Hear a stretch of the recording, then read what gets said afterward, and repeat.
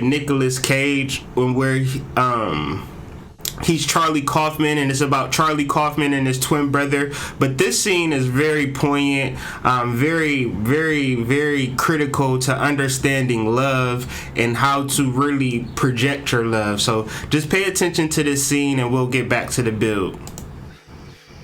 You're gonna find us. I don't think so. I don't want to die, Donald. I've wasted my life. God, I've wasted it. You did not. And you're not gonna die. I wasted it. I admire you, Donald, you know? I spent my whole life paralyzed, worrying about what people think of me. And you're just oblivious. I'm not oblivious. No, you don't understand. I mean that as a compliment. It was this time in high school. I was watching you at the library window. You were talking to Sarah Marsh. Oh, God, I was so in love with her. I know. And you were flirting with her. And she was being really sweet to you. I remember that. And then, when you walked away, she started making fun of you with Kim Kennedy. And it was like they were laughing at me. You didn't know it all? You seemed so happy. I knew. I heard them. Well, how come you were so happy? I love Sarah, Charles. It was mine. That love. I owned it. Even Sarah didn't have the right to take it away. I can love whoever I want. But she thought you were pathetic.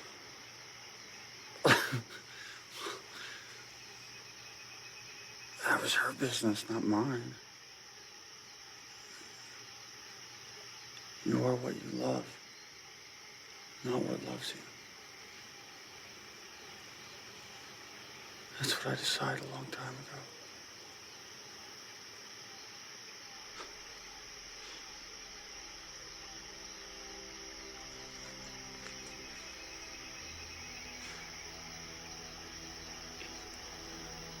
What's up? Thank you.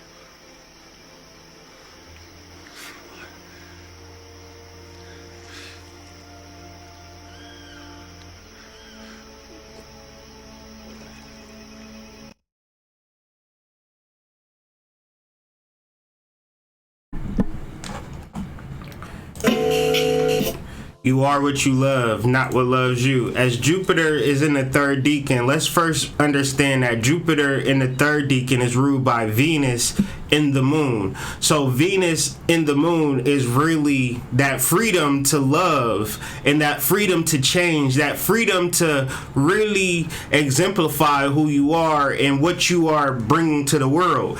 Jupiter is a powerful placement or a powerful planet, and what it represents esoterically is our hippocampus.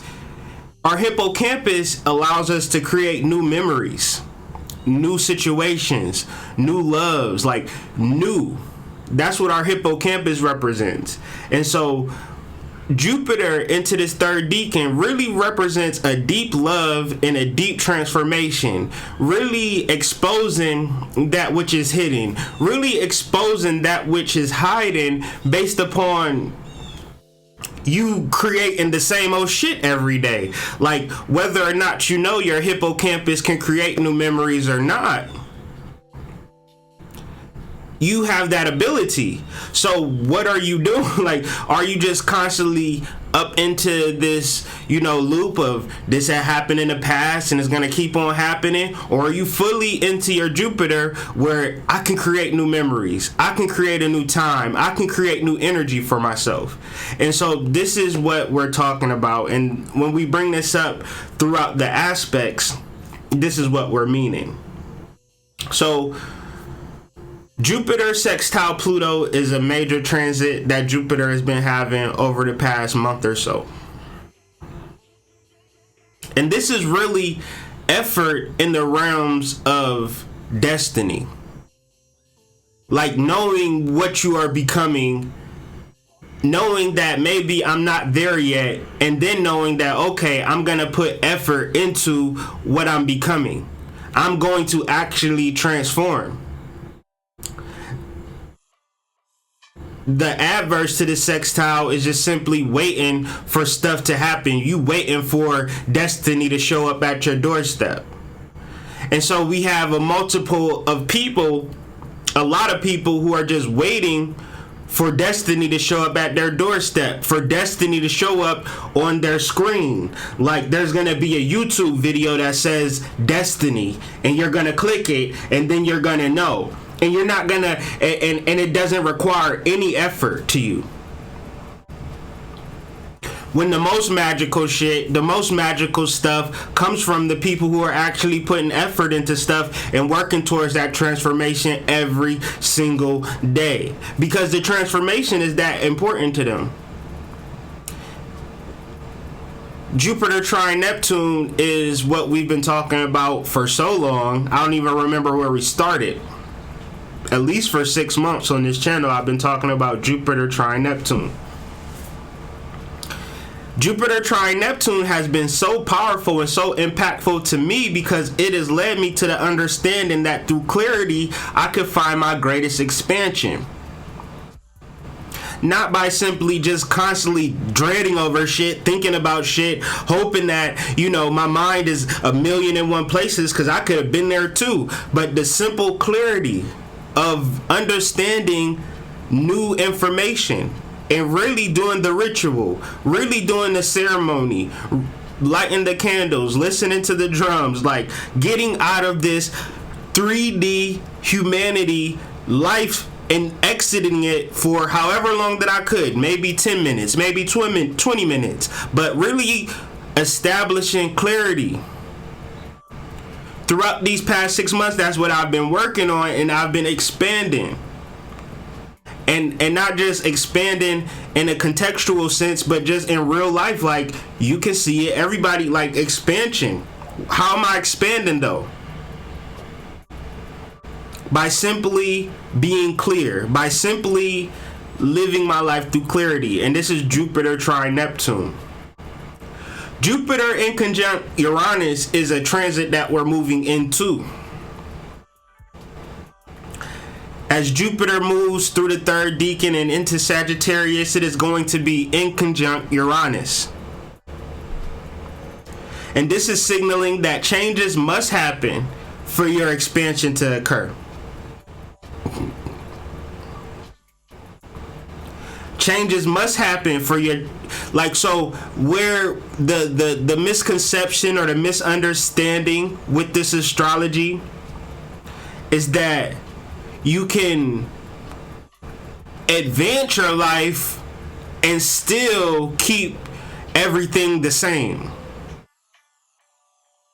But if you imagine yourself making $10,000 a month, $20,000 a month, $50,000 a month, but yet and still you're making $12 an hour, then the reality is that you're gonna have to stop working at that $12 an hour job to create the space for that $50,000 a month passive income stream.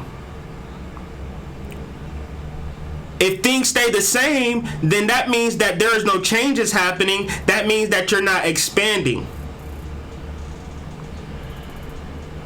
So Jupiter being in Scorpio is really the emotional piece to kingship, like the preparation to, what movie is that? Is that Lion King, where I can't wait to be king? Simba, where it's like, I can't wait to be king. So from that point, like, if you can't wait to be king, then that's the emotional piece, the emotional point to understanding that you are emotionally preparing yourself for this kingship, this empresshood, this mysticism, this overall arcing view of who you could be spiritually. And from there, if you fully prepare, And if you fully know that you're going to be a king, if you fully understand, if you can't wait to be king, and you know that one day you're going to be a king, then that is the magic. That is how we tap into our individual soul and how we change this material world. We alter the balance because we utilize and tap into our energy, and we're not drones, we're not machines, we're not automatons, we're just not 9 to 5 wage slaves.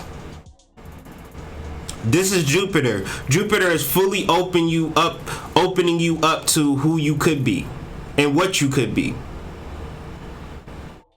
So it's very important to understand Jupiter.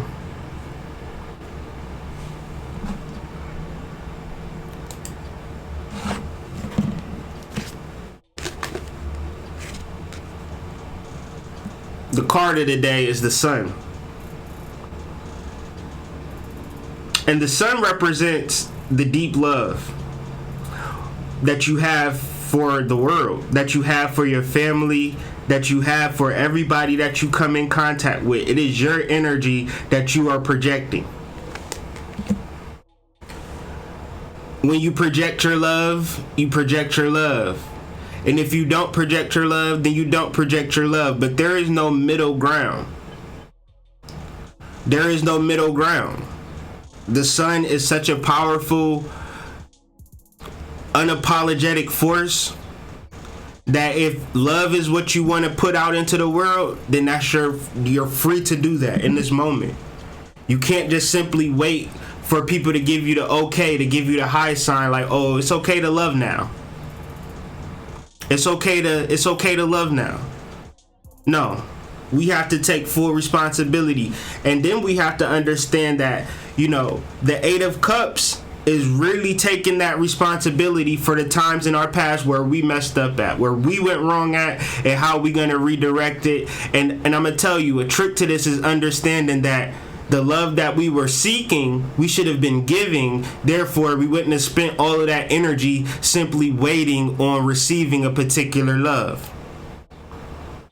Love is for the giving. Love is for the living. It is not for you to just be sitting and waiting to receive something. The Princess of Swords. Ultimately, if you fighting for something, if you have this turmoil, or if you have this aggression, you've learned that. That's been taught to you. You've been taught to fight for what you love. But you don't have to fight for what you love. You have to simply turn around and love it. Nothing is blocking you from loving somebody. If more than 2 people love something, then that's just what it is. More than 2 people love that thing. Like if it's a flower and I'm walking past a flower and I look at that flower like, that's a beautiful flower. And then an Asian man walks up, he looks at that flower too. He says, that's a beautiful flower. I can't look at that Asian man and say, look, brother, I was loving this flower first. You can't love this flower. Let's fight about this. Let's see who gonna really love this flower, me or you. It makes no sense. So really understanding this and applying this to your daily life will really bring a lot of clarity. When you love something, you just love it. If you want it to love you back, then that's your whole problem. That's what you need to figure out, how to get something to love you back. How to look at this flower and say, okay, I love you, flower, and I want you to love you back. I want you to love me back. The flower is incapable of loving you back. The flower could just be a beautiful flower, and that's why you love it. So really understand that and take that home. Once again, we get in the Hermit. The Hermit has been our friend lately because it's really speaking to this emotional maturity. And today, the Hermit has a message.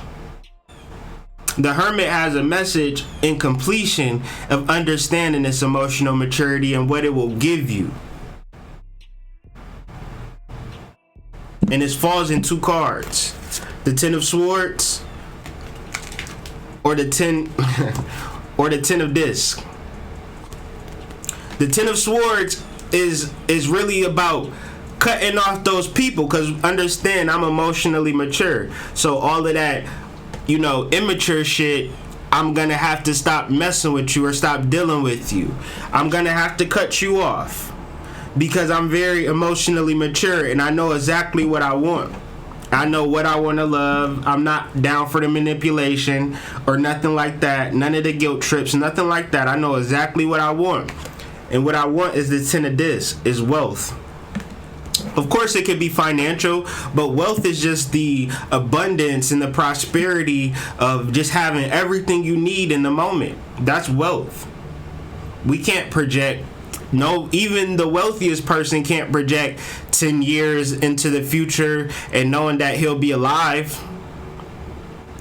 So hopefully the wealthy person understands that he is wealthy in this moment.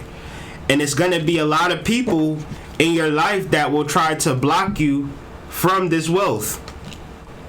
Try to disrupt you from this wealth. But you have to be smart enough to understand that you're actually blocking me from this wealth, so I have to cut you off and I'm going to access it. And this is the emotional maturity that the Hermit is presenting to us today. So I hope that message resonated. The book of the day, and really the concept of the day, the understanding is mysticism. Mysticism is the ability to think for yourself on all levels of existence, from the spiritual to the mental to the emotional to the physical. You represent a Jupiterian force, a Jungian force. You see, Jupiter is not necessarily about money. Jupiter is more or less about new ideas. And being a mystic is coming into an already established system and providing new energy. So generally, a mystic, you can find a mystic in astrology. You can find a mystic at church. You can find a mystic at a mosque. You can find a mystic at a store. Because a mystic is going to make everything about that previous situation better, because the mystic is bringing pure spiritual energy into the situation. And everybody is a mystic in my opinion, but we have been taught out of our mysticism through our environment. And when we talk about understanding ourselves at a deep, deep level, we're trying to understand our nature. We're trying to understand what is innate, what is natural for us without the teaching in the environment and the nurturing by the environment, and really the disruption of our mystic lives and our mystic understandings. We have to begin to understand that the way that we deal with society could very well be the thing that blocks our mysticism. So it's not to say that this mysticism or this deep understanding comes easy. You got to understand some things. You got to have a proper perspective. You got to cut some people off. You got to really cut yourself on. Understanding yourself at a deep, deep level. Understanding what comes naturally to you is your magic. Really thinking for yourself is your magic. Like thinking for yourself though. Like doing new things. Like seeing things differently. This is all Jupiter. This is all understanding who you are at a deep level. Once you understand that you've been taught wrong, then that automatically opens you up to a completely new life and a new understanding. And generally, who knows where that'll lead you? Who knows where that'll lead you? It's really the unconscious spontaneity. And so where people get caught up in consciousness and mysticism is that they want to be isolated. They want to create this conscious mystic society where all we do is conscious shit. And me personally, I'm like, to hell with that. I'll talk to a person in a church. I'll talk to a person in a mosque. I'll talk to a mason. I'll talk to an astrologer. I'll talk to people at the OPA. I'll talk to people in groups and understand that what I'm bringing to it is mysticism, the mysticism aspect. I'm not an outsider, even though I am an outsider. Like, outsider for a particular point to learn, and then I'm going back into society with what I've gained. But to say that I'm gonna just sit on the outside looking in for the rest of my life with a whole bunch of weirdos scratching my chin, that's not how I'm gonna live my life. And this is where I've come to with understanding my mysticism. You may have a completely different understanding of your mysticism, which says that you need to be in the forest, off the grid, and, you know, living with some trees. That's where your mysticism leads you, and you're the tree mystic. Me, I'm the hood mystic, and this is how I bring mysticism to the hood in a real way, in real terms. So, with that being said, you know, I kind of just like try to run through this information and not kind of dwell on things for so long and really hit home on some of this information. And I noticed that I was having a lot of technical difficulties as well on my end, so I don't know how this video translated on your side, but the good thing is that I got it recorded, so I'm gonna go look on YouTube right now, see what happened, see if I have to re-upload this video or everything is all good. But sorry I wasn't able to see the chats or anything like that, but we'll look into this tomorrow. All right, so everybody have a good day. Peace.